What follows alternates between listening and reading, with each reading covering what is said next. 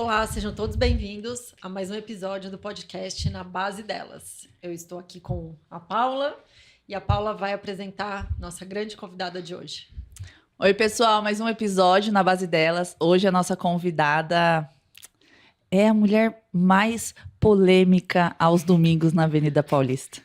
Eu tenho certeza. Me provem o contrário. Luciana Lippe. Lu, minha linda, maravilhosa. Muito obrigada por você estar aqui com a gente. Eu já queria você aqui faz tempo, mas por agendas, né? Mas deu certo, ainda bem. Então, muito obrigada por você estar aqui. Muito obrigada por você estar no Novo. E se apresente para as pessoas, por favor. Bom, meninas, muito obrigada pelo convite. Confesso que esse sentimento de querer estar aqui faz tempo também era meu. Então, eu queria. Então, agradeço imensamente o convite. É uma honra sentar aqui com vocês, pessoas tão queridas de dentro do partido. Enfim, estou em casa, estou à vontade. E eu não sei se eu sou a mais polêmica, mas estou entre os top 10 aí. Acho que mulher hoje na rua fazendo esse tipo de conteúdo a nível nacional, só tem eu. Então, mulher sim, mas entre todos eu tô ali entre os top 10. E quem é a Luciana Lippe? Sem ser polêmica, antes dela. Antes dela? Antes dela. Quem é a Luciana Lippe? Luciana Lippe é mãe do José Pedro, um menino lindo que vai fazer 10 anos daqui a pouquinho. Casada com o Maciel. Veterinária de formação. Minha formação é veterinária. Fiquei bastante tempo dentro de faculdade, da academia. Muito tempo com pesquisa, professora. Sou professora de farmaco e toxicologia. Já fui empreendedora, já montei minha clínica veterinária, que ainda existe, está com a minha ex-sócia. Mas, por mais que eu ame, né, bicho, sou louca, sou doente por bicho, sou maluca. Em casa, meu marido comenta, ele fala, eles te adestraram muito bem. E eu não gosto desse tipo de rótulo que ele me coloca, porque esse é pouco, eu sou escrava deles. Eu realmente sou escrava dos meus bichos, com maior orgulho, né? Então, assim, eu faço tudo que eles me pedem. Casa de ferreiro, espeta de pau, né? Então, assim, tudo que eu já ensinei sobre comportamento animal, eu não aplico em casa, obviamente. Tudo que eu falei que bicho não pode comer, eu dou em casa também. Então, é maravilhoso, né? Eu acho que muito dessa minha composição política, inclusive, tem a ver, inclusive, com a minha formação veterinária por conta de análise de comportamento animal. Muito se engana aquele que acredita que o comportamento entre animais e humanos, eles estão distantes, não, nós somos extremamente instintivos, territorialistas, então tem muito disso. E eu acho que na Luciana também tem a coisa da onde veio, porque veio, né, filha de sou caipira, sou do interior de São Paulo, com muito orgulho.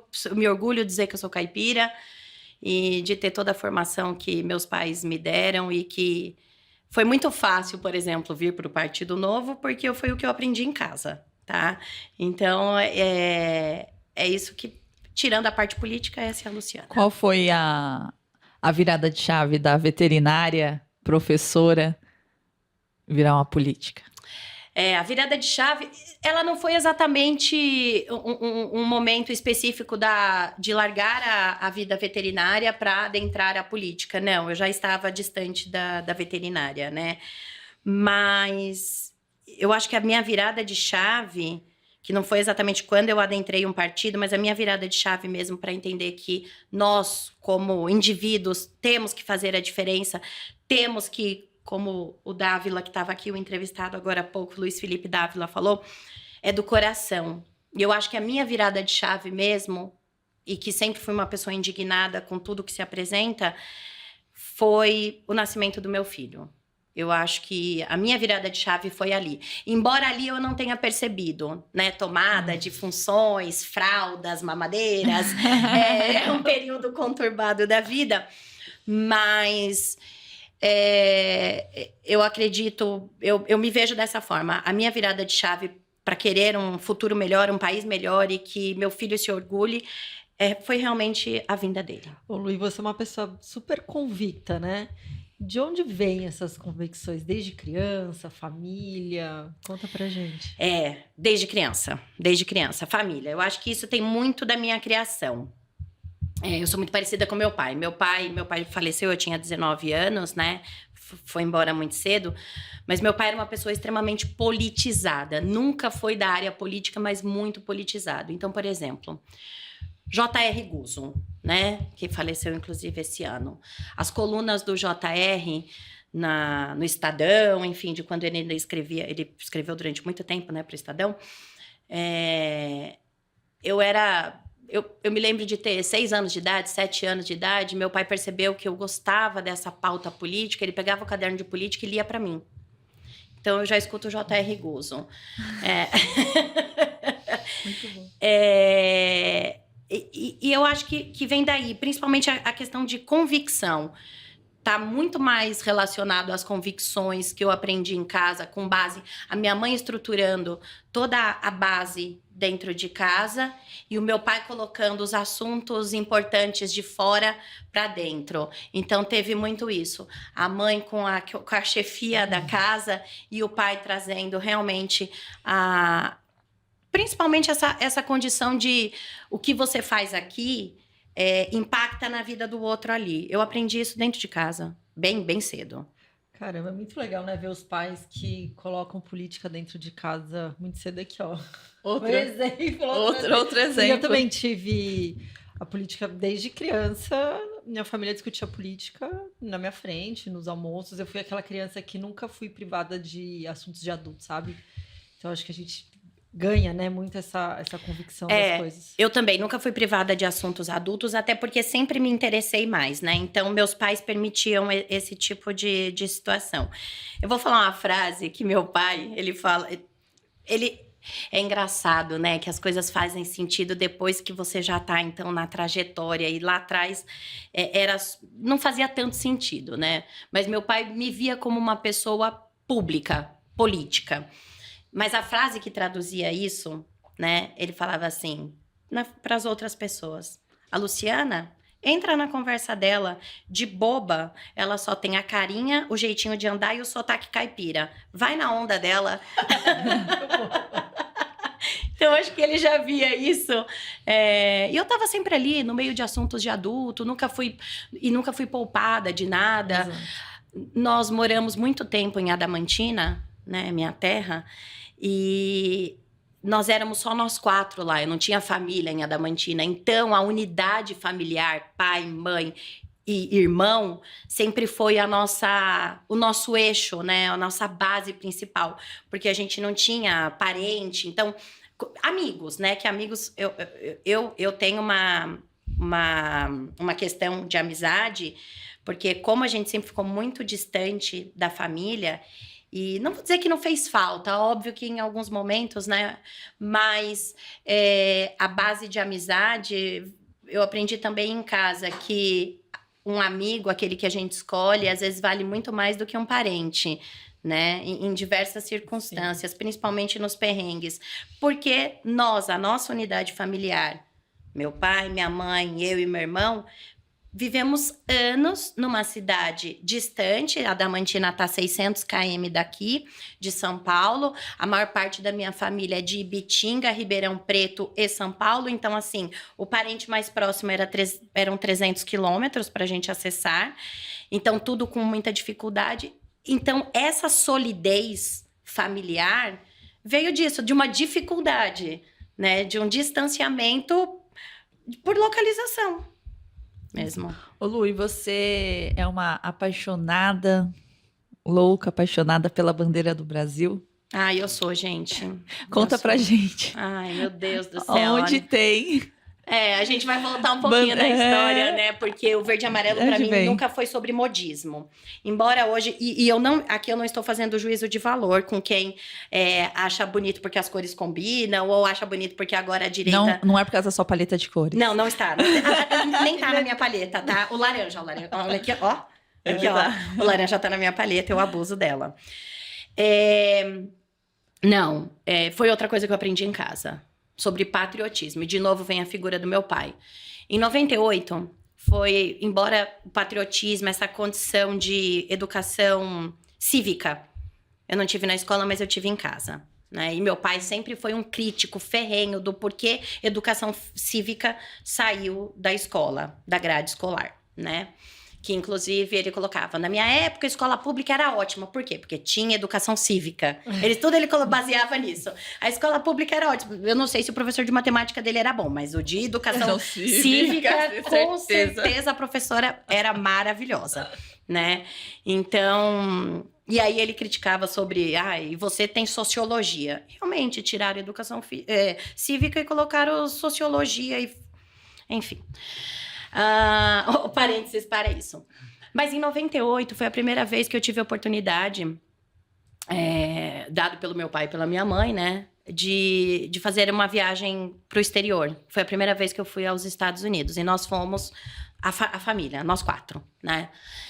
E dos meus primeiros questionamentos chegando lá, porque eu observei, já na chegada, as casas com a bandeira americana na frente. Eu achei aquilo espetacular. Eu achei aquilo lindo. Não porque eu acho a bandeira americana bonita, porque ela é mesmo. O vermelho, o azul, o branco, eles ornam muito bem, né? Tem quem estuda cores, não sou eu, mas fica bonito. E para além de ser bonito, eu questionei, eu falei pro meu pai, eu falei, nossa, mas por que aqui todas as casas têm a bandeira dos Estados Unidos na porta? Aí ele falou, porque eles são patriotas. Falei, tá... Mas o governo obriga... Primeiro, olha isso, olha a noção. Bem brasileira, bem brasileira. Por que ele tá fazendo isso? O governo tá obrigando ele a fazer isso? Eu sempre fui muito indignada com atitudes do governo, né? Então, para mim, o governo é assim, é aquele que manda, né? É aquela coisa autoritária. Então, minha primeira pergunta foi, o governo obriga? Porque eram todas as casas. Eu tava passando de carro. Tinha acabado de chegar no aeroporto, passando de carro e... Só bandeira, bandeira, bandeira, coisa mais linda. O governo obriga? Ele falou, não, o governo não obriga. As pessoas colocam porque elas querem, porque elas conhecem a própria história. Falei, tá, não obriga, não. E quanto eles ganham? Foi a segunda pergunta. E quanto eles ganham? E meu pai falou, não ganham nada, Luciano. Eles colocam porque eles querem, porque eles acreditam na nação, uma nação forte, que tem as instituições. Aquilo que o Felipe Dávila falou agora há pouco, aproveitando o gancho. Claro que meu pai não tinha um português tão polido, não era com um vocabulário assim tão extenso quanto o Dávila. Mas, e aí eu parei, fiquei ali, eu acho que eu fiquei uns 5 minutos pensando, e eu falei, nossa, achei tão bonito. E meu pai falou, quer fazer em casa? Quer fazer em casa? Vamos. E desde então, a bandeira do Brasil é algo que existe tanto dentro da minha casa quanto ao lado de fora. E em locais que a gente morou, por exemplo, apartamento, tinha um adesivo na porta, alguma coisa da bandeira do Brasil. Então, isso desde 98. Não é modismo, é sobre patriotismo e me entender como parte da nação. Né? Entender que estourou a guerra, você tá na trincheira. É isso. Ai, que legal. E Lu, assim, você traz isso da bandeira com você de muito tempo. E hoje a gente vê que a bandeira virou um simbolismo, né? Vamos resgatar nossa bandeira de um lado, do outro. Como que você vê? Porque você tem uma visão muito pura, né? Sobre a bandeira. Bom, na verdade, eu lamento que não resgatou. Então, aqui, lamento eu considero um baita de um azar bem feito. Para a esquerda, obviamente. Porque o que acontece, né? A bandeira do Brasil, ela é um símbolo, como outros símbolos que nós temos, símbolos nacionais. Um símbolo nacional está ligado com tradição. E isso é maravilhoso, tradições, existem tradições culturais. Eu não entendo essa questão da esquerda, porque eles têm uma questão, por exemplo, com tradições culturais, em relação, por exemplo, ao cangaço no Nordeste, que é uma tradição, e eu discordo completamente. Depois a gente pode até entrar nessa pauta. Já li muita coisa sobre o cangaço, então, para discordar completamente dele. Mas eles batem tanto em questões de tradição cultural, só que eles têm uma aversão à tradição quando ligada a símbolo, porque eles consideram... eles esquecem que não é uma questão só tradicional. Aí eles vão para a questão do conservadorismo e que aí eles também têm um fundamento completamente equivocado sobre conservadorismo. Eles consideram conservadorismo um retrocesso. E o conservadorismo nada mais é do que, gente, a coisa mais conservadora do planeta é sobre perpetuação da espécie. É aquilo que ou num formato tradicional ou conservador, deu certo, você olha aquilo para trás. Foram atitudes que deram certo, que se fortaleceram, e você replica porque dá certo. Não é sobre retrocesso. Conservadorismo não é retrocesso. Só que na hora que liga a chave do conservadorismo na cabeça do esquerdista, parece que ele vira uma chave e o conservadorismo vira... Conservadorismo e retrocesso viram a mesma coisa. E eu fico muito feliz com isso, tá? Porque isso separa as pessoas, inclusive. Eu gosto desse tipo de separação, tá? Ô Lu, o seu pai era militar? Não, mas... Porque quando... A forma que você fala, a primeira impressão que fica é de um pai militar. Não, meu pai não era militar, mas meu pai era um amante do exército. Ele apreciava muito, meu pai lia muito sobre, e antes dele se formar em engenheiro, meu pai foi engenheiro civil, e meu pai carioca, ele queria ir para a Marinha, mas por uma questão da família, meu pai veio de uma origem muito simples, muito humilde e bem conflituosa, familiar, né? Meu pai não teve estrutura familiar, perdeu o pai muito cedo, a mãe... meu pai tinha mais 3 irmãos e a mãe teve que dar um filho para cada irmã. Então, embora meu pai tenha sido criado por uma tia muito querida e que tinha uma base estrutural, foi quando então meu pai saiu do Rio de Janeiro com 9, 10 anos e foi para Ibitinga morar na casa dessa tia, né? Então, ficou o sonho da Marinha, mas ele... Eu sempre brinco, seu pai é sargento? Eu falava, não, é que nem. É que nem, é ótimo. É que nem. Não é sargento, mas é que nem. Ô Lu, era pra você ter ido na manifestação do 8 de janeiro, acabou que, né, por algum destino ou não deu certo de você ir. E você vendo tudo o que aconteceu, o que você pensa agora? Por que não deu pra você ir? E sobre tudo o que aconteceu. Por que você iria, né? Eu acho que é um assunto muito... A eleição de 22 também foi uma outra virada de chave para mim, né? Eu não participei... Até 22, eu não estava dentro de nenhum partido. Embora eu já estivesse na rua como ativista de rua desde 2015... né? Aliás, eu namorava o Novo nas manifestações de 2015 para frente, eu via os laranjinhas passando, já compactuava das ideias, mas e aí eu estava com filho pequeno também, então assim, não foi o momento. Até que então veio o 22, tomamos a lapada que tomamos, né? Não preciso nem entrar aqui no mérito. E como uma forma de protesto, que eu acredito que a maior parte das pessoas que estavam protestando e manifestando ali à frente dos QGs, né, dos quartéis generais e dos tiros de guerra, enfim, nesse Brasil todo, o sentimento era de indignação, né? Porque simplesmente um ladrão voltou à cena do crime. Não só ele, como... toda a trupe dele. A galera que tava presa, a gente tá falando de Dirceu, gente. A gente tá falando de Cabral, a gente tá falando desse pessoal. A gente tá falando de bandido. Nós estamos falando de bandido. É a bandidagem, e aí misturado com a velha política, e vira essa lambança toda, né? Então eu fui numa forma de protesto, como era ali que as pessoas estavam se reunindo, passei a compor. Fui no QG de Barueri, que é próximo à minha casa, vim aqui para o Sudeste como uma forma de protesto e manifestação.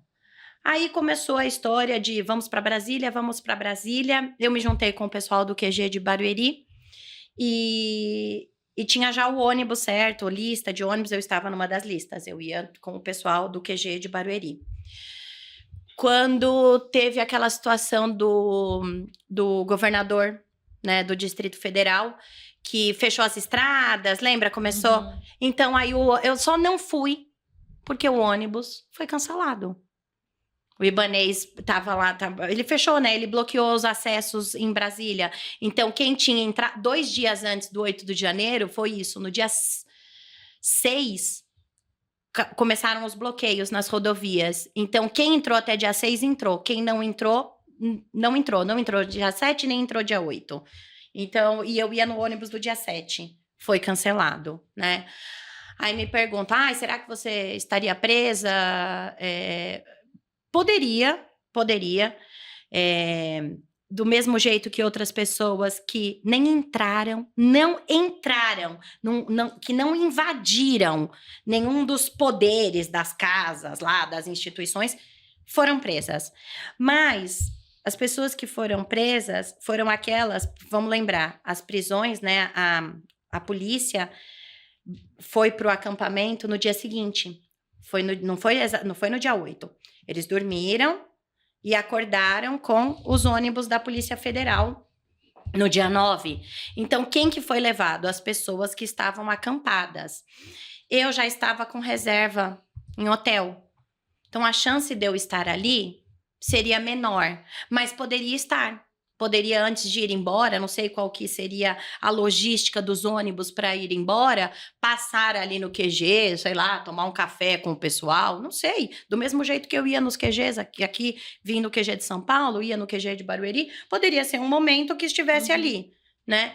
Então, enfim, assim como foram presos essas pessoas, muitos que não invadiram, e vamos lá, não estou passando pano para vandalismo. Sim. Quem depredou, quem invadiu, quem fez qualquer coisa, né, desse nível, que confere crime, não é terrorismo, é vandalismo, crime de vandalismo. E isso tem lá, tá no Código Penal, tem tudo lá. Já temos, né? Uma penalidade para isso. Temos, exatamente. E não é sobre isso, né? Não. Eu me lembro muito bem que foi um momento que ali, eu vou falar para vocês que foi um momento que, pela primeira vez, eu senti medo na fala do Alexandre de Moraes, tá? O dia que ele disse, ainda tem muita gente para multar e muita gente para prender. Eu assisti isso na televisão. Foi a única fala até hoje do Alexandre de Moraes, que mesmo distante, né, eu tive medo. Porque uma coisa é quando você está ali como réu injustamente, por exemplo, a Débora do Batom, como outros, né? As tias do Zap, as senhoras com a Bíblia. E assim, a senhora que tá com a Bíblia no baixo do braço, se ela depredou, se ela vandalizou, ela tem que pagar pelo vandalismo. Não é porque a pessoa tá com a Bíblia no braço, ela é santa. Não é santo. Mas tá lá no Código Civil. É crime vandalismo. Mas isso não é tentativa de golpe de Estado, gente. Isso não é, isso é uma revolta, isso era uma manifestação, isso era eu falo pelo que eu vivi nesses dias. Eu não fiquei acampada na frente de QG nenhum, porque para mim o ir e vir dava, né? O sentimento era de indignação. Pessoas manifestando. Não tinha alguém comandando. Gente, o que eu ainda estou em grupo de QG, isso me rende, aliás, absurdo, tá? Me rende bastante, inclusive. Obrigada a todos os grupos de QG que eu tô aqui, que eu participo. Eu organizei 3. Então eu sou mentora agora de tentativa de golpe de Estado, porque montei 3 grupos para organizar as pessoas para irem e vir de QG por uma questão logística dos carros. Então, eu também estou. Então, eu poderia ser enquadrada. Entende? Isso é irreal, gente.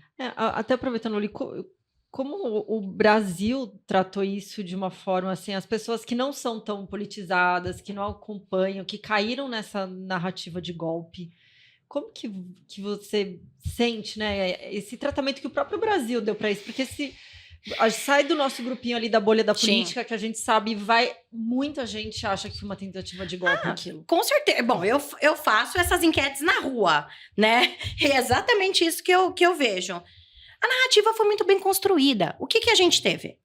Eu comento o seguinte. E aqui eu não tô falando, quer me considerar bolsonarista? Considera, eu também pouco ligo pra isso. Eu sou de direita, sempre nasci numa casa conservadora de direita e sou assim desde sempre. E compactuo com isso. E com os princípios de liberdade e liberalismo. Bom, partindo dessa premissa, Bolsonaro, quando foi eleito, 1º de janeiro de 2019, o dia que ele subiu aquela rampa e eu assisti a subida da rampa dele, ali eu fiz um comentário com quem estava à minha volta. Falei, é o seguinte, nós temos 2 outros poderes. Na verdade, nós temos um 4º poder, tá? O 4º poder é a mídia. Uhum. E no caso, eu coloco aqui um nome, é a Globo. Ela é o 4º poder, tá? Falei, 2 poderes estão juntos. A Globo e o Judiciário. O Judiciário alicerçou a mídia fazer o que fez. Então, a narrativa foi muito bem construída. Eles tinham respaldo jurídico da mais alta corte. E eu defendo a liberdade, inclusive, daqueles idiotas falarem o que eles quiserem. Jornalista idiota tem o direito, né? Que eu considero idiota e a esquerda considera gênio. Né? Você vê que eu gosto dessa separação, inclusive. Vou manter aqui a separação. Falar, a polarização é ruim. Eu acho ótima. Eu, de verdade, eu gosto. Não me misture. Não é questão nem de me misturar, porque eu me misturo, eu faço... E rola muita conversão, viu? Eu tenho um grupo de entrevistados, eu vou contar isso pra vocês aqui. As minhas enquetes. Tem umas que são mais pesadas, outras que são mais leves. Aquela do vintão. A do vintão foi muito boa, porque eu tava oferecendo... O vintão corresponde quase ao valor de uma cerveja, né? Eu falava, o pai Lula não deu uma cerveja, eu pago uma cerveja pra você, né? Então, a enquete do Pix do vintão, que foi a que viralizou, né? Então, eu bati 20 milhões já de visualização. E você sabe que a maioria das pessoas que eu entrevisto, se não é uma pessoa que sai muito bravo, e é difícil sair uma pessoa muito brava, assim, porque depois eu sempre converso, tá? Elas vêm pra minha rede social. E essa do vintão ficou tão orgânica e engraçada que a maior parte dos esquerdistas que eu entrevistei, eles me chamaram do direct. Eles começaram a me alimentar de trends. Lu, você viu essa? Precisa fazer essa? Eu faço isso também, eu também te alimento. Ela sempre manda. Aliás, eu peço, gente, me mandem, porque eu vou levar pra rua, obviamente. E hoje, eu tenho um grupo de WhatsApp com essas pessoas que foram meus entrevistados. Aliás, que dizem que nunca mais votarão na esquerda. Estão todos na minha rede, gostam da maneira que eu conduzo. Então, assim, falar que não rola essa conscientização que eu tô...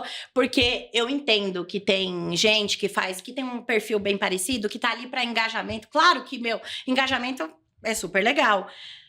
Mas a conversão acontece. É impressionante. E eu tenho esse grupo para provar. E eles me alimentam com trends, inclusive com trends internacionais, tá? O pessoal me manda, Lu, certeza, essa aqui ninguém fez porque essa é gringa. Ai, juro pra vocês. E esse grupo é maravilhoso. Pessoas ex-esquerdistas que nunca mais vão votar na esquerda. Está garantido. Eu garanto. Eu garanto. Legal. Mas a gente tá tendo muitas conversas aqui com o pessoal do Novo mesmo, que eram ex-esquerdistas. E não é... A pessoa, ela, na verdade, nunca foi esquerdista. Ela só não entende... Isso. Que ela é de direita. Acho que eu vou tirar aqui, deixar aqui, né? Pode deixar aí, tanto faz. Então, elas só não entendem. Então, acho que o que você faz na rua hoje é explicar para essas pessoas que o ponto de vista delas não é da esquerda. Exato. Gente, a esquerda, ela sequestrou pautas que pode ser que no princípio, lá nos primórdios da esquerda, na cartilha bonita, você pega a cartilha do PT...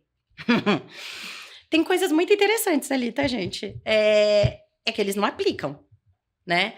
E que a lambança de roubo foi tão grande, de corrupção, desvio, e tudo isso foi tão grande que acaba apagando coisas boas que existem ali. Então, acaba apagando não, porque aí não tem nem como implementar algo, porque...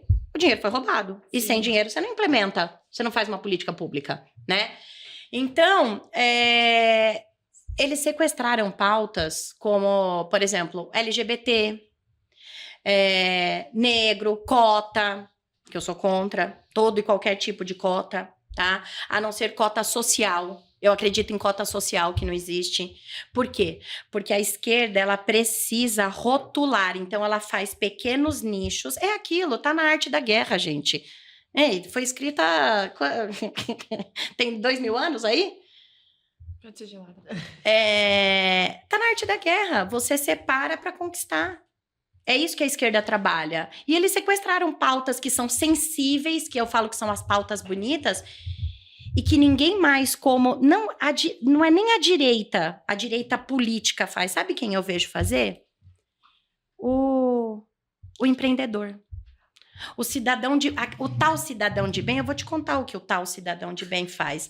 O cara, ele monta uma empresa, ele com muito esforço e mérito, aquela empresa prospera e ele devolve para a sociedade em forma de trabalho ou produto, enfim. Mas, para além disso, a grande maioria dos empresários, e eu conheço alguns aí, grandes empresários, devolvem para a sociedade... E nem querem aparecer, não querem o nome vinculado, fazendo trabalho social, Tem muito. serviço social. E eles fazem isso quietinho, na miúda. Agora, você vê um esquerdista fazendo, ele doa. O esquerdista, ele doa uma roupa furada, ele tem que contar pro planeta. É impressionante. Você pode ver quem é que tá contando pro planeta que tá fazendo bem à sociedade ou bem lá. Ele vai lá, ele nunca se importou com o índio. Aí ele vai lá, abraça um pedaço de pena e fala que entendeu? Sim. Mas é ali, é momentâneo, não é algo que vai perdurar. Agora, quem realmente faz, e eu não coloco só eu tô colocando no empresariado. Esse cara faz. Essas pessoas fazem. Eu vejo eles fazendo. Entendeu? E conta pra gente como foi essa vida de empreendedora. Já que você entrou Falando em... assunto. Bom, eu fui muito feliz com a minha clínica, sabe? Inclusive, ela tá aí até hoje. Aqui contei, né, que sou veterinária de formação. Embora eu nunca tenha a veterinária, eu amo bicho, eu sou louca por bicho, mas a formação, né, a minha formação veterinária como realização profissional, eu nunca me senti inteira, eu nunca me senti profissionalmente completa. O que me completa é a política. Eu amo, eu sou apaixonada. Eu não sei exatamente onde a política vai me levar, para onde ela vai me levar. Né, ela já vem me conduzindo, eu já tô, né, a gente vai entrando em espaços, em caminhos, então eu não sei assim, e nem sei se existe um final, eu espero que não, porque que aí eu acho que vem a minha linha mais cientista, né, o pesquisador, ele começa com 4, 5 perguntas e termina com 1000 perguntas, o que abre porta para outras pesquisas, inclusive. Isso que é o mágico da ciência. Eu sou mestre em ciências, né? Isso é o mágico da ciência e eu vejo como a coisa incrível da política. Então, eu não sei exatamente onde vai me levar e nem se o fim talvez seja o dia que eu morrer. Porque eu não consigo imaginar esse fim, né? Tem alguns lugares que eu quero chegar, mas eu sei que quando eu chegar, eu vou querer estar ali. Outros também, né? Mas eu fui muito feliz dentro da minha clínica veterinária. Mas cada DARF... mas era cada DARF... Era cada DARF. Isso sempre me revoltou, tá? Eu acho que... Vamos deixar uma frase, né? Quer ser politicamente incorreto?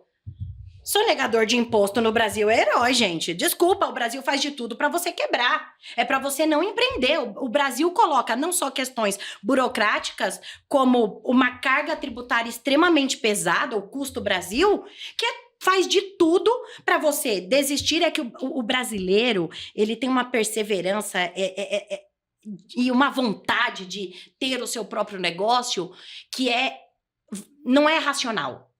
É emoção. Por isso que o brasileiro empreende. É por emoção, não é por razão. A grande maioria. Eu tô falando dos pequenos empreendedores. Eu não tô falando de grandes empresários que fazem cálculo e eles estão certíssimos, tá? E não que o emotivo também não esteja, porque eu montei assim. Meu sonho sabe, meu sonho Bem, mas o sonho tem custo, o sonho você precisa fazer planejamento, vai fazer um curso no Sebrae, né? O sonho passa pelo Sebrae, né? Vamos fazer uma propaganda aqui. Eu não tenho nada com o Sebrae, mas assim, é um lugar que te dá um respaldo, né? Que te ensina essa parte técnica de como montar uma empresa, um negócio. Mas o custo Brasil, em cima das costas do empresário, é pro empresário desistir. É para fazer igual a CEO da Lupo agora. Foi embora pro Paraguai. Vocês estão vendo o tanto de CNPJ que tá indo embora pro Paraguai? Não, tá, vamos... Cara, o Paraguai, eu zoava. Todo mundo usava o Paraguai. O Paraguai, eu parei, já começou. Então vamos lá, vamos entrar no metanol, né? Paraguai, sempre conhecido por vender bebida, como é que chama? Bebida adulterada. Falsificada, né? As bebidas falsificadas. Pois o presidente do Paraguai, com essa condição do metanol aqui nas bebidas alcoólicas brasileiras, lançou uma nota de, olha, vamos tomar cuidado com as bebidas brasileiras. Que humilhação. Não, humilhação. Eu vi um paradigma cair por terra. Eu falei, tá interessante a Moamba, então, né? Vamos trazer de lá pra cá. Não, eu não falo mal do Paraguai, eu amo o Paraguai. Não, eu também. Eu amo o Paraguai. Não, eu também. Eu amo o Paraguai. Paraguaios do meu coração. Tô jogando a mochila pro seu lado e falando sou paraguaia desde que nasci. Eu vou viajar na hora. Pra onde você vai? Vai pro Paraguai. De novo você é Paraguai? Eu já tô mais ou menos assim. Eu sou paraguaia. Eu tô quase igual o Rafa Lima. O Rafa Lima foi embora pro Paraguai. Ele foi mesmo? Foi embora pro Paraguai. Tá lá. Certíssimo. E tá ajudando todo Aliás, mundo. o me surpreenderia se não tivesse ido, né? Maravilhoso. Gente, infelizmente é isso. O Brasil coloca... E o cara que... Cara, é a coisa mais assim... Como pode? Governo, Estado, não gera riqueza, né? Não gera. Não vem me falar de Não foi estatais feito porque pra só isso. gera prejuízo, né? O único momento que as estatais deram lucro foi no governo passado, né? Governo de quem? Jair Messias Bolsonaro? Ah, ela é bolsonarista. Fala o que quiserem, tá? Mas foi porque ele fez uma boa ficha técnica de quem ele colocou nos Estão nos ministérios. São números, quem ele colocou dentro das estatais, né? A estatal parou de servir como cabide. Porque estatal é cabide no Brasil. É cabide, eles usam, faz a coligação. Aí depois precisa fazer o quê com a carreta furacão? Desovar a carreta furacão. Você faz o quê? Como é que foi a eleição de 22? A carreta furacão. O governo de transição que tinha 400 nego.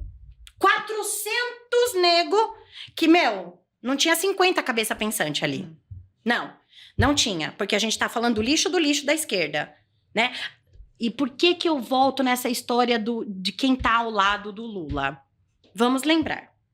O cara foi preso, né?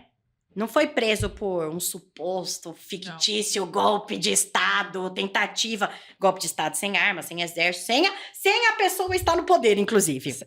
Sem estar no poder, Não, inclusive. Sem estar no país. O cara é gênio, né? Esse é bom. Einstein volte pra Terra e vai estudar a cabeça de Bolsonaro. Einstein? Quem é Einstein? Então, assim, gênio, tá bom. Mas vamos lembrar que o Lula ficou preso. E, obviamente, gente, eu não preciso ser estudada, e nem sou nisso, né? Pra saber que existe um ressentimento gigante por parte dele. O cara foi preso. Em 2022, eu costumava dizer o seguinte. O Lula, ele tem na mão direita a letra B e na mão esquerda a letra V. Aí as pessoas falavam, B é de Bolsonaro? Eu falava, não, B de boleto. O boleto vai chegar na casa de todos. Todos. Estamos tendo a maior carga tributária. O custo Brasil altíssimo. Aliás, recorde de arrecadação. 3 trilhões e os caras não fecham a conta. Nós país quebrado. E o país quebrado. Tá? Bom, devendo as calças, a meia, os cabelos, a unha, devendo tudo, né? Então, era a letra B de boleto. E na mão esquerda, e faz sentido, né, ao lado esquerdista, a letra V de vingança. De vingança. O cara ficou preso e ele jura que ele foi preso injustamente. Ele acredita nisso, gente. Ele acredita. Então, é óbvio que tudo isso estaria acontecendo. E aí, por que são só os lixos que estão em volta? Porque, então você tá falando que tem esquerdista que não é lixo? Tem sim, eu conheço. né? A gente pode divergir em ideias, mas tem sim, que não faz corrupção. Tem esquerdista que não faz corrupção? Tem. É uma porcentagem pequena, tá? Mas tem, tá? Porque vejam quem são os nomes. Os nomes são aqueles que foram presos pela mesma situação, estavam todos, independente se foram presos ou não, estavam arrolados no mesmo processo, né? Mensalão, Petrolão. E são aqueles que, mesmo o cara preso, eles continuavam dando apoio. Então, esses são os camaradas. E por que eu uso a palavra camarada? Camarada é da galera comunista. Os camaradas foram os que ficaram ainda dando apoio, por isso que são os piores. São os camaradas. É quem estava com Lula desde o primeiro Foro de São Paulo, aqui, em território nacional. É José Dirceu, é a Gleisi Hoffmann, é Maria do Rosário, é a Fegali. Eu posso citar um monte, eu posso ficar... É Pimentel. Socorro, Deus. É Pimentel, é Haddad. Vamos lembrar que o Haddad, quando foi candidato na eleição de 2018, que ele foi candidato porque o Lula nomeou o Haddad, passou o bastão, estando preso. Valendo dizer, não foi preso injustamente, foi preso porque roubou. Muito bom. Lu, vamos falar de coisa boa? Tem essa parte? Tem. Eu gosto disso. Tem uma parte boa, muito boa aqui. A sua família tem uma fazenda que eu nunca ganhei uma cachaça da Lu até hoje. Só para deixar registrado. Conta pra gente sobre essa fazenda. Essa fazenda é da família do meu marido, né? É uma propriedade. E meu sogro é engenheiro civil, mas sempre foi ligado à terra, também é do interior, né? Fez colégio agrícola e isso fez muita diferença na vida dele. Ele fez um colégio técnico agrícola. E o meu sogro é um grande entusiasta, assim, do agro. E um grande... Ele estuda muito. Ele estuda. Qualquer coisa que ele vá fazer com a terra, ele estuda tanto tempo antes. Eu falo que assim, a terra, a propriedade, e eu vejo isso muito no meu sogro José Celso, é o bem mais precioso, né? Além da família. Então, tem a família, que é a base, mas a terra, a propriedade privada é um bem precioso. E isso eu já falo aqui na maioria dos produtores rurais, tá? O agro que carrega o país. Ele é um grande entusiasta. Então, num determinado momento, eu não sei pontuar exatamente qual foi, eu nunca conversei com ele sobre isso, qual foi essa virada de chave. Ele viu que era possível plantar cacau no estado de São Paulo, fazendo alguns ajustes no solo, irrigação, água de chuva, tá? De captação de água. Então, aí junta a engenharia com a veia agrícola, né? Então, hoje existe cacau no estado de São Paulo, ele não é o único produtor, mas está entre um dos maiores produtores de cacau aqui no estado de São Paulo. Não sei estimar para vocês quantos mil pés, mas tem bastante cacau, né? A gente fornece cacau, né? Eles fornecem cacau para a indústria do chocolate e da fermentação, né? Todo o processo de fermentação, ela tem 2 subprodutos, né? Açúcar e álcool. Então, daí saiu a tal da cachaça de cacau, que não é de essência de cacau, ela veio realmente fruto da fermentação do cacau, porque para fornecer o nibs para a indústria, né? O nibs é aquele formatinho que depois vira chocolate, né? Então, você pega o cacau do pé, faz todo o processo, ele vira o nibs, né? Então, passa por um processo de fermentação, de secagem e tudo mais, separação, e na fermentação gera um álcool. Que aí, depois de muito estudo sobre destilação, olha, fala assim, tem gente que fala assim, essa vodka é bidestilada. Eu não sei dizer para você quantas destilações ele teria que vir aqui para contar para vocês. Ele toparia, viu? Ele é um cara maravilhoso, tá? Eu tenho muito orgulho do meu sogro, porque ele é um cara que acredita no Brasil. E uma pessoa que me ensinou muito sobre justiça. Ele é uma pessoa extremamente justa, né? Então, já deixo aqui um beijo ao meu sogro, José Celso. Então, aí ele fez muito estudo sobre destilação, é muito mais do que bidestilado, tridestilado, quase nem sei o nome. Mas então, hoje, o único produtor de cachaça oriunda... Cachaça não, que não pode chamar de cachaça, cachaça vem da cana, né? Então, de aguardente. De aguardente, proveniente da fermentação do cacau. No Brasil, hoje, é essa produção de cacau do José Celso. Ai, Viu? Porque eu tô cobrando da pessoa E só certa. existem 3 no mundo. Olha que Por legal. isso, aí o nome, né, que ficou como number 3, justamente porque é a... terceira. number que 3. legal. Sim, porque... E é um produto de venda interna e externa. Ô, Lu, vamos voltar pra Política. Polêmica. Como Eu tô foi? tentando Você acalmar, estudou- Nara. Você estudou na USP, certo?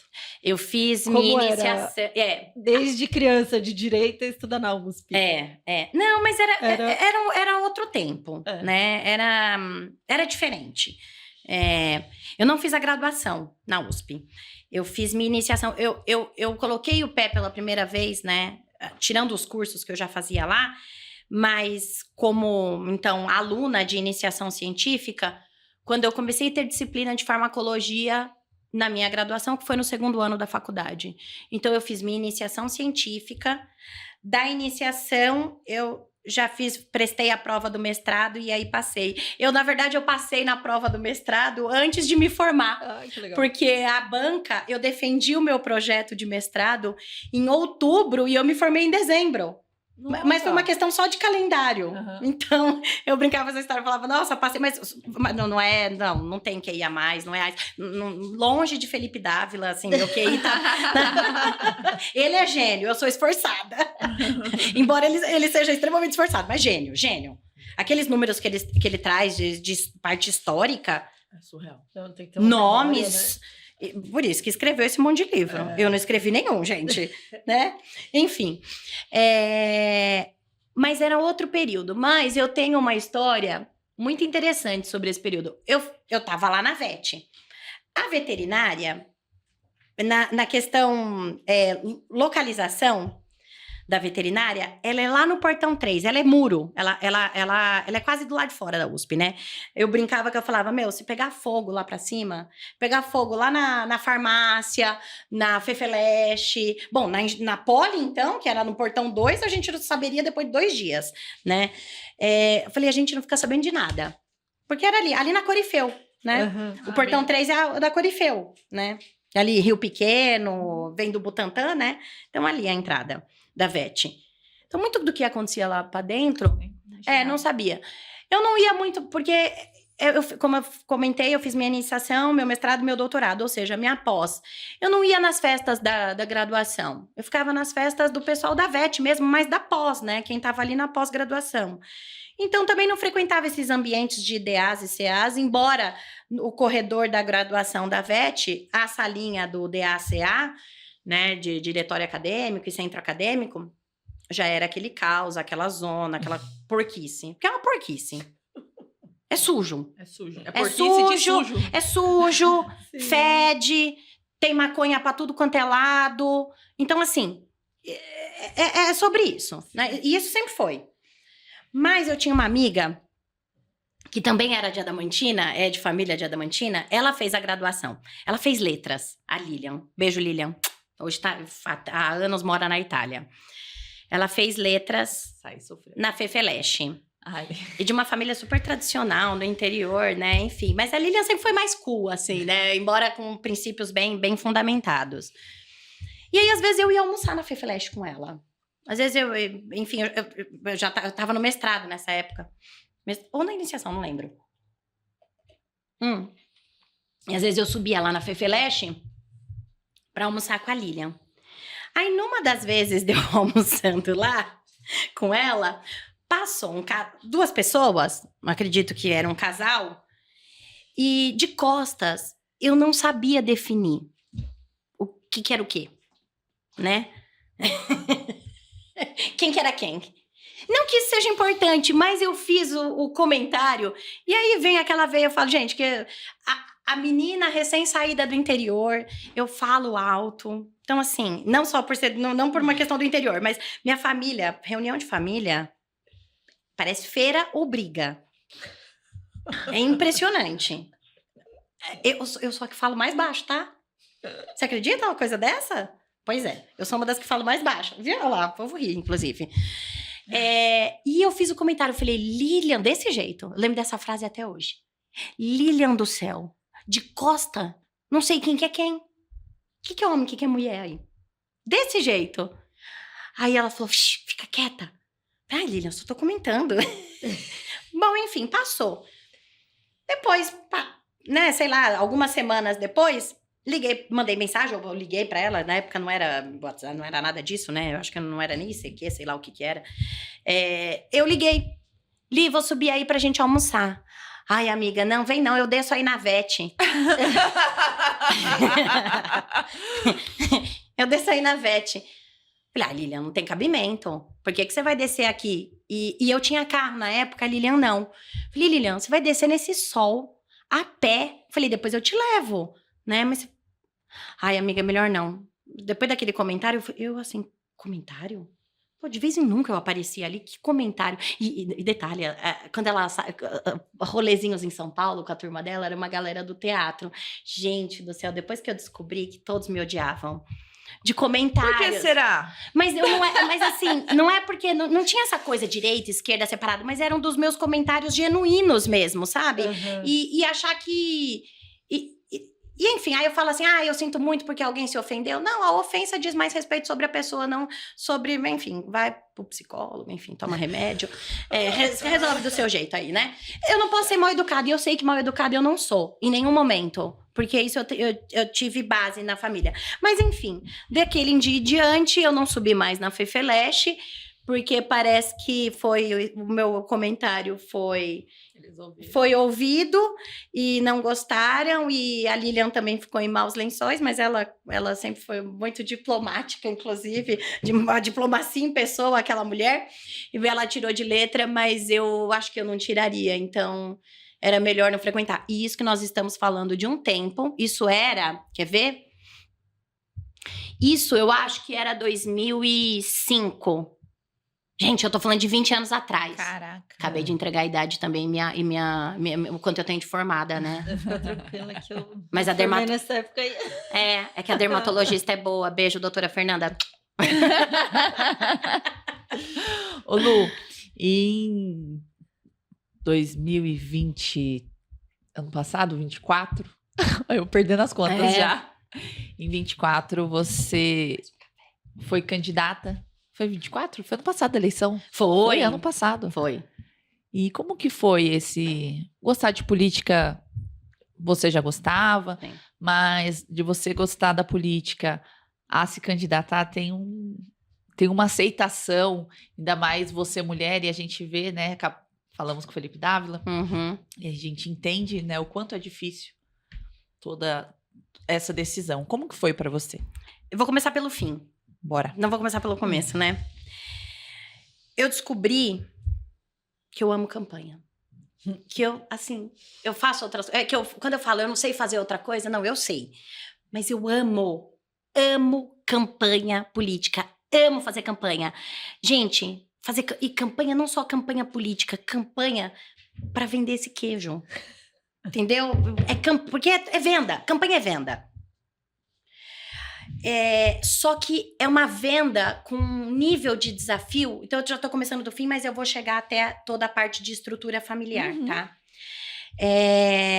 Eu tô pontuando, porque se eu perder esse fio, vocês me retomam, por favor, tá? TDAH grita. O que acontece? É incrível. É a venda mais difícil. Você está se vendendo. Você vende a pessoa. Não é nem a pessoa, você vende ideias. Você vende uma ideia. E você vende ideias com um peso de esperança e de mudança, assim, gigante, e com um final que você não garante absolutamente nada. Porque você não garante ser eleito. coisa mais louca, mas... E aí, eu cruzei com pessoas, outros candidatos, né? Que aí falam assim, nossa, pedir voto é algo difícil. É. Mas eu já vou deixar uma dica para os próximos futuros candidatos. Você quer ver você tirar de letra pedir voto? Faz o seguinte, abre mão do dinheiro público, não pega dinheiro público, fundo eleitoral, não pega isso e antes de pedir voto, vai pedir dinheiro para financiar a sua campanha. A hora que você for pedir voto, você vai ver que é muito fácil pedir voto. Depois que você pede dinheiro, agora eu te desafio, você se lambuzou financeiramente. Qual é a sua dificuldade de pedir dinheiro para a sua mãe, que é uma das pessoas mais próximas da sua vida? É imenso. Você está endividado, você tem que pedir dinheiro para alguém. Que seja para a mãe, é difícil. Pensa pedir dinheiro para pessoas que estão apostando na sua ideia e colocando financeiramente a esperança delas em algo que no final você vira e fala assim, mas eu não sei se é certeza, tá? Eu quero fazer tudo isso, mas para fazer tudo isso, eu preciso ser eleita. Qual é a garantia que eu dou de ser eleita? Nenhuma. Cara, isso é a coisa mais louca do mundo. Isso é a coisa mais difícil. Foi o maior desafio da minha vida. Tá, eu não sei se foi maior do que trocar mais de 8 fraldas por dia quando uma criança é pequena. Vai, vamos lá, vamos ponderar. Vamos ponderar essa questão. Somos maioria em território nacional. Eu acho justo e digno sermos maioria na política. Eu não tô falando só de mandatárias, não. Eu tô falando na política como um todo. Fazendo política. Gente, o que é fazer política? É estar no ponto de ônibus conversando sobre, conscientizando. Isso é fazer política. Você não precisa ser mandatário para fazer política. Você precisa ser... aliás, nasceu uma criança, chorou, tá fazendo política. Ela chora porque ela quer alguma coisa. Tá fazendo política. Então, assim, nós somos seres políticos. Eu acho que as pessoas fogem muito por uma questão pejorativa e que os maus políticos têm por mérito. Eles fizeram com louvor as pessoas não gostarem da política. E a política quer exatamente isso. O sistema quer que você não queira. Porque quanto mais pessoas de bem que pensam assim, é totalmente diferente daquele o político ali, o mal político, eu não gosto de chamar de cabeça branca porque eu conheço cabeças brancas que são maravilhosos e faz parte de vou colocar na nova geração de política, mas a velha política, né? Então, agora eu vou voltar na questão da mulher, ela precisa. Agora a cota, como eu já disse, eu só sou a única cota que eu sou a favor é a cota social, né? Eu sou completamente contra. Por quê? Justamente por aquilo que Luiz Felipe Dávila, aqui antes de mim, eu vou fazer um gancho, porque ele explanou muito bem, né? A mulher, ela tem o filho, ela tem a casa, ela tem o emprego, ela tem né? Aliás, depois que a gente vira mãe, a gente descobre que a gente tem 8 braços, né? Também, então, assim... E mulheres também que não têm filhos, que têm emprego, que têm marido, que têm não sei o quê, a carga é pesada. A carga é pesada. Tá? E eu não tô fazendo sexismo porque eu não gosto disso, tá? Eu acho que as pessoas tudo tem que ser por mérito. Por isso que eu não gosto de cota. É mérito. Cota, você burla o mérito. Você burla a coisa que é mais correta e justa, que é mérito. Ai, mas não parte do mesmo ponto de partida. Ah, vai se lascar. Primeiro vai com essa conversinha. O que tem de mulher com contas contas reprovadas em campanha é surreal. É surreal. A gente cai nesse problema. Mas aí, vamos lá. Então, como que a mulher que tem já, por exemplo, o Dávila colocou muito bem, né? Tem um perfil de mulher política que tá com a vida profissional ok, filhos praticamente meio que criado, casamento estável, né? O que lança essa mulher a política, primeiro é gostar. Primeiro é amar, é gostar, é ser apaixonada, né? Primeiro é isso. Segundo é a estrutura de dentro de casa. Eu vou ser muito sincera com vocês. Se eu não tivesse a estrutura que eu tive dentro de casa... Mãe, beijo, te amo. Se eu não tivesse... Nessa época, minha mãe estava morando comigo. Se eu não tivesse a estrutura e se eu não sentasse e explicasse... Gente, não foi o dia que eu virei e falei, eu não cheguei e falei, vou ser política. As coisas foram acontecendo, mas o dia que eu virei e falei, serei candidata, o que eu mais tive foi baldada de água fria. Claro, de um formato sutil, outros nem tanto, né? Mas eu entendo, porque tem uma preocupação também, eu respeito isso. A preocupação é muito grande, a política é feia, é suja, tem essa coisa, né? Esse estigma, de novo, que os maus políticos, por mérito e louvor, deram conta do recado. Fazer com que a maior parte da população acredite nisso, porque é verdade isso. Eles têm todo o mérito, né? Então, se não fosse toda a estrutura, todo o arranjo, que, claro, com planejamento e outra, não só dentro de casa, equipe de campanha e pré-campanha. Isso faz uma diferença. A minha equipe foi formada por pessoas que vestiram a minha camisa. Eu até hoje eu não entendo. Eu falo, como? O que eu mostrei pra eles que eles falaram? Acredito. Não, eu acredito nela. Eu falei, vocês são completamente loucos. E todos voluntários. Voluntários, tá? Então, e você sabe que eu só me dei conta de o quanto uma equipe, e isso antes da campanha, ali como pré-campanha, era um alicerce, uma base fodida, na verdade, pra estar ali. O dia que eu fui questionada, eu nem lembro, era uma pergunta meio besta, nem sei o que era a pergunta. Eu tava em Ribeirão Preto. Eu fui questionada de algo e eu não tinha essa resposta. E eu não tenho problema de não ter resposta, mas eu tava num local que eu nunca tinha estado. Porque uma coisa é você não ter resposta quando você já é macaca véia de sala de aula. Ah, vamos pesquisar junto, né? Oratória, você vai... E de fato, eu nunca deixei... Eu posso não saber e falo, mas a gente vai procurar. Vamos procurar. Ou senão eu procuro e te trago. Próxima aula, tá aí a sua resposta. Mas eu entendi o quanto aquela equipe estava me dando respaldo ainda de forma voluntária. Todos eram voluntários na minha pré-campanha. Quando eu virei para essa pessoa e falei, eu não sei, eu não tenho essa resposta para te dar, mas eu vou pedir para minha equipe. Cara, parece que o Monte Everest saiu assim das costas. Falei, caralho, eu tenho uma equipe. Eu tenho uma equipe. Eu tava que nem desenho animado, soltando fogo, sabe? Vocês já viram do Tem Pudim? Tem Pudim? Eu tava no tenho equipe. Isso faz toda a diferença. É a estrutura dentro da sua casa. Isso eu tô falando no caso de mulheres, né? A estrutura dentro da sua casa que te dá esse respaldo, então, no âmbito familiar e logística, e a sua estrutura de equipe de pré-campanha e campanha. Não tem segredo. Isso não é segredo e nem milagre. É trabalho. Então, foi isso. Para mim, foi isso. Ótimo. E sobre mulheres que têm uma estrutura, né, mas ainda talvez não saiba que tem essa estrutura por receio ou medo mesmo de dar esse passo, sabe, para a política. Eu comento que só precisa ter uma coisa. Medo faz parte, né? Eu tenho medo de quase tudo. Gente, eu gravo aos domingos, não todos os domingos, mas eu gravo aos domingos. Você acha que eu não tenho receio ou medo de ouvir ou até de ser agredida, né? Claro que eu tenho, mas eu vou com medo mesmo. Então, medo faz parte, é o que te impulsiona pra frente e você vai com medo mesmo. Mas você precisa ter uma coisa, uma única coisa pra ir pra política. Indignação. Não se conformar com o que se apresenta.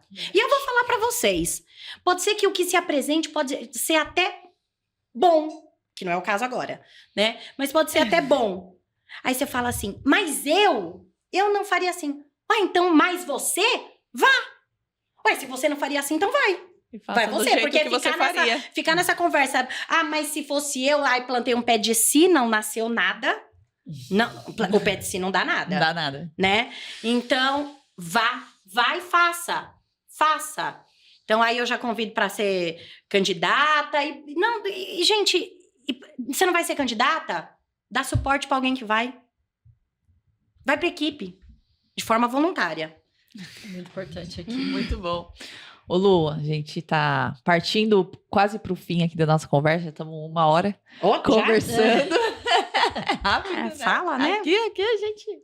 O tempo passa... Ainda bem, né? Que bom. Senão já pensou, a gente tava aqui cansado. Voou. Eu queria fazer uma pergunta agora. Qual planos para o futuro da Luciana? Planos para o futuro. Bom, eu não vou parar nunca, né? Tem gente que me pergunta, quando você vai parar?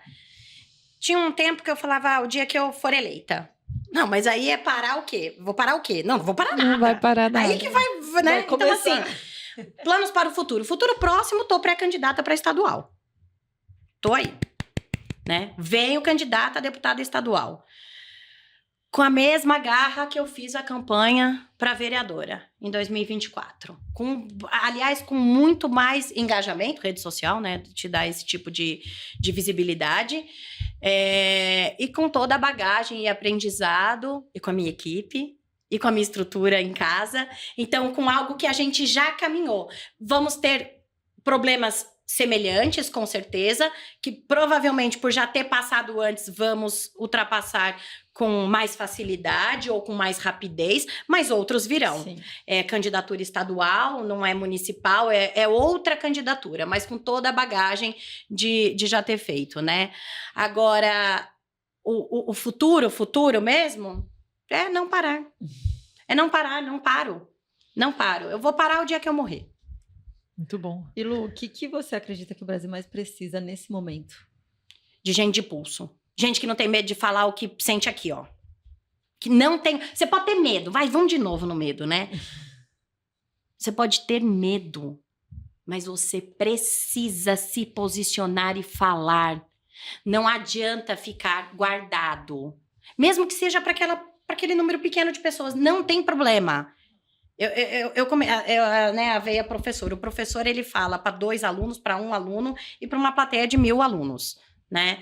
Não faz diferença. E a intensidade é igual.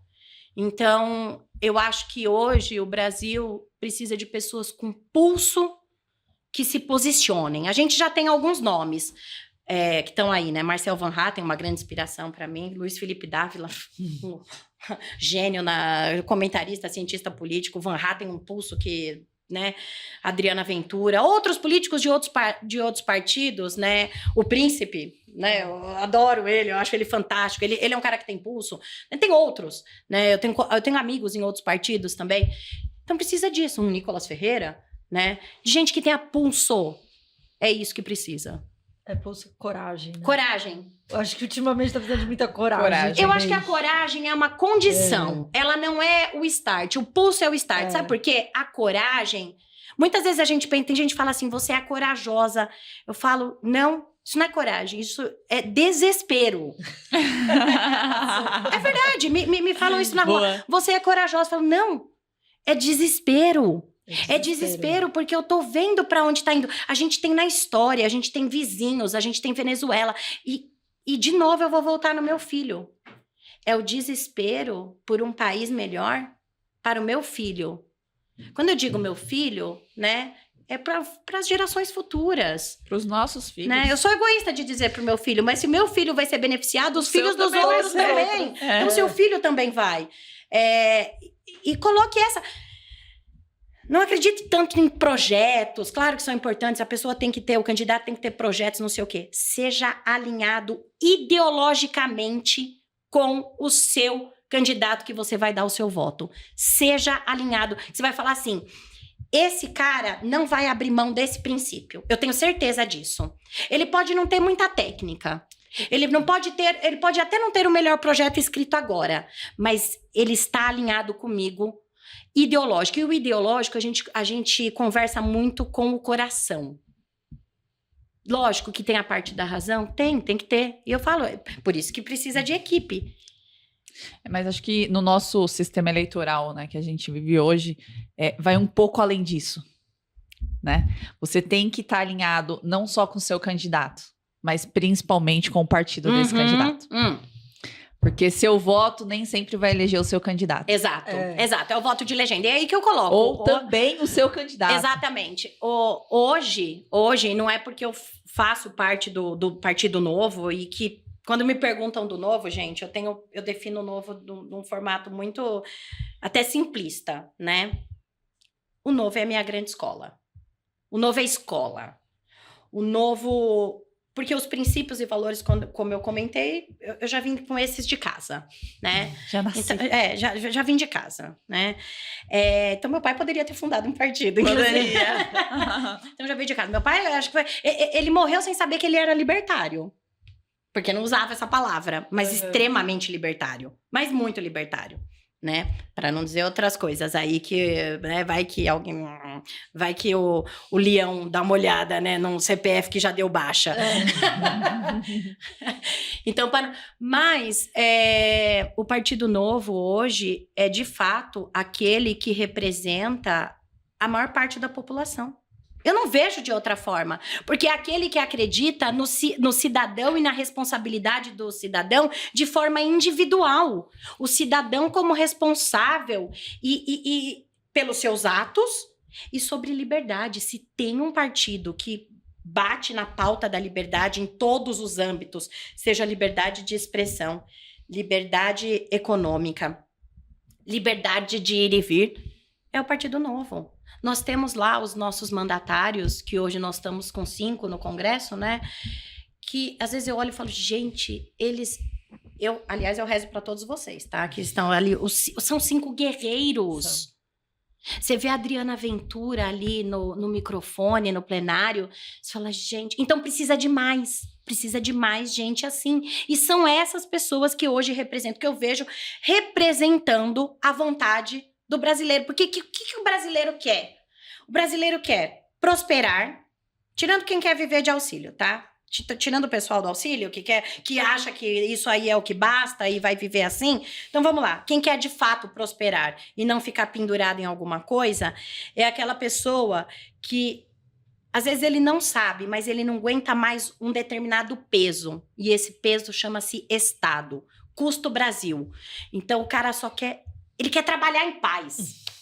Deixa a pessoa produzir. Menos burocracia, pelo amor de Deus. Isso atravanca, isso atrasa. Menos burocracia, menos carga. A gente sabe que não dá para eliminar imposto. Lógico que não dá, eu gostaria. Né? Mas assim, não dá. Mas que seja menos oneroso. Que parem de colocar o pequeno empresário, o grande empresário, o médio, como... o malvadão. O malvadão. O malvadão é quem banca esses políticos vagabundo. Que, digo, é a maioria, mas tem exceção, tá? Que banca a velha política. É o DARF. São os impostos. É isso, porque o governo não faz riqueza, gente. Quem faz riqueza somos nós. De novo, a gente volta na mesma seara. Sempre vai cair nisso. Entendeu? Lu, agora a gente tem um quadro do fundo do coração e na ponta da língua. Ai, vou até tomar uma água.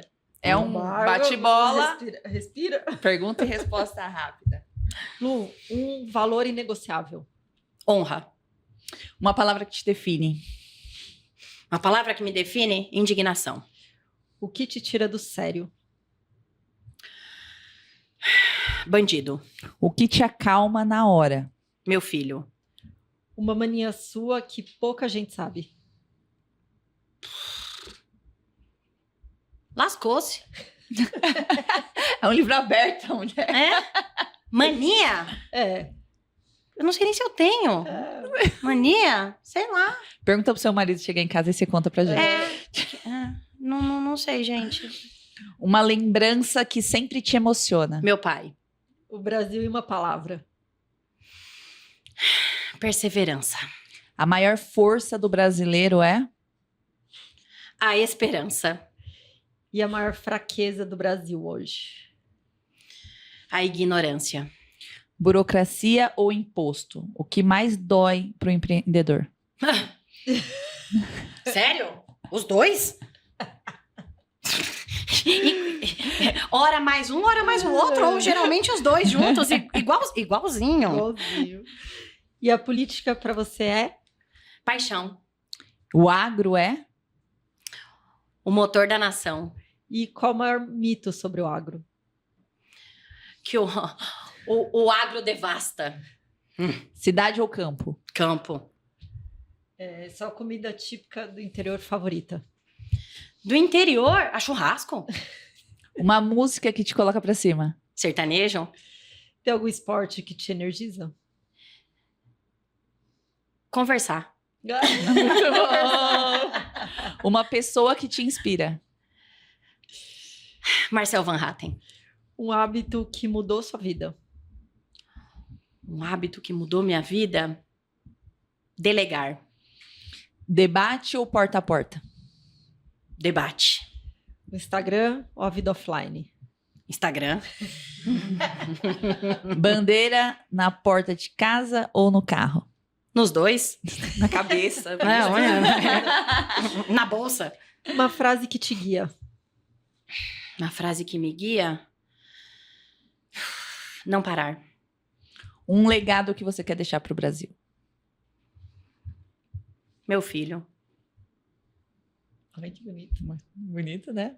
Lu, muito obrigada por você estar aqui com a gente hoje. Foi mais de 1 hora de conversa e a gente nem viu. Se deixasse aqui. E eu? E aí o dia todo. 2 É. horas.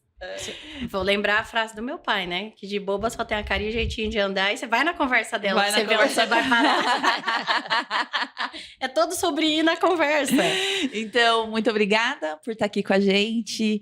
E eu desejo muita luz na sua vida e que ano que vem você esteja eleita, porque eu sei que Amém. você vai nos representar assim muito bem. E o voto em você e na legenda e no novo é um voto de olho fechado, que eu sei que ano que vem vai dar tudo certo. Muito obrigada, meninas. Mais uma vez, obrigada pelo convite. Muito honrada de estar aqui, de participar. Como eu disse no começo, desde que vocês começaram aqui esse podcast, eu já comecei a encher o saco da Paula, porque eu não espero o convite, eu me convido. Então, certo. embora eu soubesse que em um determinado momento a Paula ia me convidar, mas eu sou ansiosa, eu trabalho isso, tá, gente? Mas a honra foi toda minha, uma delícia estar aqui com vocês. Tenho certeza que vai dar para aproveitar aí uns 20% de tudo que eu falei. Então, se der para aproveitar 20%, eu já fico feliz, né? Não é que nem o Luiz Felipe Dávila, que a gente aproveita 100%. Quem sabe um dia, se eu for 1/20 do que esse homem representa, maravilhoso. Eu agora, né, chamando o Dávila de novo, viu, Dávila? Ó, beijo, te amo. Eu comento que a minha formação, né, de conduta, eu gostaria de chegar num meio termo. Aí eu me baseio muito em comentaristas, em grandes âncoras da televisão, e eu considero o Felipe Dávila um âncora na televisão, né?